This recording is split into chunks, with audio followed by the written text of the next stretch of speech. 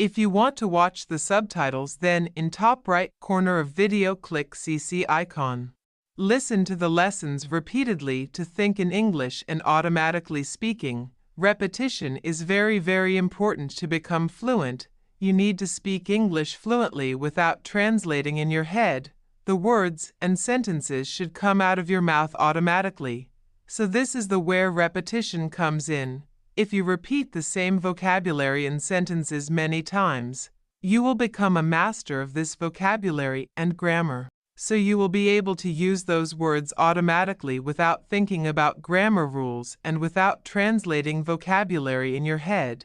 In order to think in English, you must repeat vocabulary and sentences as much as you can. After lots of repetition, eventually you will start to think in English in your head and improve your speaking English.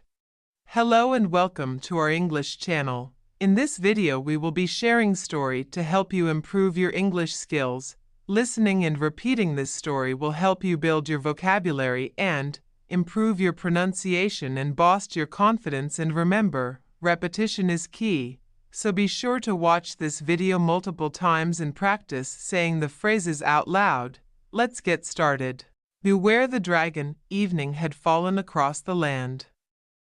Sir Audie, Dame Sophia and Sir Thomas were suffering from empty stomachs and sore feet. The trio were brave knights who, having traveled all day, needed somewhere to stop for the night. By chance, they found a village tucked away in the shadow of a tall, dark mountain. As they walked into the village, they noticed how the dark mountain loomed over everything. Although the street lights glowed, there was no one in sight. Each building had its doors and windows locked, and curtains had been drawn tight. What a strange village! There must be someone around, Sir Audie said. Of course, there must be. Why else would the lights be on? We must find somewhere to stay. I can't take this any longer, Dame Sophia grumbled, stopping to rub her aching feet. Sir Thomas, who had walked on ahead, spotted a large building with a sign declaring INN in large red letters. There, he called back to his friends, pointing to the inn. The three walked up to the front door and put their ears to it. They could hear quiet chattering and the clinking of glasses. Dame Sophia knocked on the door. The door groaned as it opened, revealing an older woman. Don't you know you're supposed to come in through the back? The woman started. She looked at the knights with a puzzled expression. What are you all doing here? We are looking for somewhere to eat and rest. Can we please stay here? Sir Thomas asked. The woman motioned the three inside and locked the door behind them. They found themselves in a small restaurant in which the villagers sat around talking and drinking together. The woman led them to a small table by the fire and brought them something to drink. One of the villagers raised his voice. The dragon must have been here last night. That's the only way Ted's house could have burned down. His words traveled from his dirty beard and found their way to every corner of the room. The three knights turned their attention towards the man. A dragon? Sir Audie asked. Ugly great thing, the villager snorted. He comes down here every night to try and get a meal. Have you seen this dragon? No, but my uncle has. The old man says he's a big beast, bigger than a house, with icy scales, huge red eyes and claws. Oh, shut it, your uncle's a liar. Everyone knows his eyes are yellow, spat the man sitting next to him. Has he carried anyone off? Sir Thomas asked. Not yet. Unless someone's forgotten to lock everything up tonight, grunted the bearded man. But how long do you think it'll be before he comes for us all? Everyone knows dragons breathe fire. Locked windows and doors can't keep him out forever. The villagers fell quiet. The knights looked at each other. Is there any way we could help them? Sir Audie whispered. Do you think we? Sir Thomas paused. We could take on a dragon. We need to help these people. Dame Sophia declared.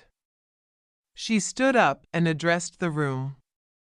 If this dragon is causing you trouble, we will go and sort it out. The villagers stared at her. The bearded man laughed. Really? Against a dragon? Are you mad? He said. I am a knight. I fear no dragon. Dame Sophia glared at him. His laughter faded. Sir Audie and Sir Thomas looked at each other. After dinner, of course, Sir Audie added. Soon the innkeeper served them dinner. As they ate, they noticed the rest of the room murmuring, sneaking glances at them. Just as they finished, a plump villager approached their table. If you really mean it, the dragon lives in a cave at the top of the mountain. My pa's old friend went up there once. He says the cave is littered with bones. We mean it, and we will be fine. Thank you for the tip, Dame Sophia said. The knights stood up, paid for their meal, and walked out of the inn. They headed towards the dark mountain. They lit torches and marched up an old broken road to the summit. Owls screeched in the night. Blackened grass and dead trees edged the path. Even the air felt scorched against their skin. Up they climbed for many hours. Eventually, they reached the peak where the dead grass gave way to black rock. A cave entrance glowed red on the mountaintop. Do we have a plan? Sir Audie asked Dame Sophia. We'll need to look around the cave first, Dame Sophia said. In they went and found that the cave sloped downwards in a spiral. From the light of the torches, they could see soot on the walls and claw marks scraped across the floor. The air was heavy with smoke. Down and down the three went until they reached a curtain of some white material, tied together with rope, bones. Sir Thomas asked. Sir Audie looked closer. The curtain was too transparent to be made of bone, some kind of rock, he muttered. A roar ripped through the air. It scattered the curtain of white rock and knocked the knights backwards for a moment. As they regained their balance, together they pushed through the curtain to find themselves in a tall cavern. Ore of 1,000 different colors streaked the walls, glittering in the firelight. Gemstones of all shapes and sizes stood in cairns on the floor. In the middle of the room sat a mountain of gems so tall it touched the upper reaches of the cavern. The knights looked around in awe. They had never seen such riches. Do you think this is the dragon's home? If it is such an ugly monster, how could it have created such a wonderful place? Sir Thomas asked. They moved around the cairns to find a small fireplace carved into the wall behind a table and chairs. There were some tools, a curious pair of glasses and gemstones scattered across the tabletop. Another roar boomed from the gemstone mountain. Yet, this time it ended in what was unmistakably a snore. It must be around here somewhere, Dame Sophia said. The three knights approached the shimmering heap and walked around it. Maybe it's inside this? Sir Audie asked. Then let's start digging, Dame Sophia said. She scooped up the gems and threw them away. Sir Audie and Sir Thomas joined in, sending gemstones flying around the room.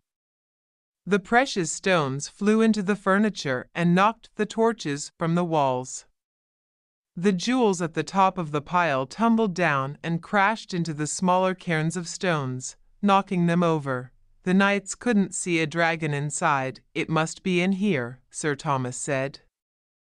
I can hear it. At that moment, Dame Sophia discovered something scaly and red. She tugged at it, and the gems rolled away, revealing a dragon no bigger than a large dog. It was covered in scales as dark red and glittering as rubies. Dame Sophia's eyes widened. Dragon, she spluttered. The dragon awoke all at once. Who are you? Please let me go. The dragon started. Her green eyes widened as they darted around the room. My home? What have you done? Sir Audie and Sir Thomas approached the dragon writhing in Dame Sophia's hands. Aren't you the dragon that has been terrorizing the village? Sir Thomas asked the creature. The village? I never go down there, they are too mean.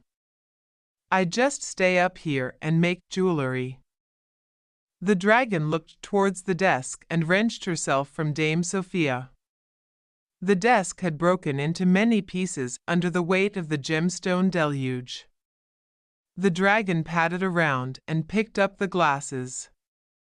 She perched them on her snout and tried to peer through the glass, but found that they had cracked beyond repair. The dragon shrieked. Throwing the glasses away, she buried her head in her claws.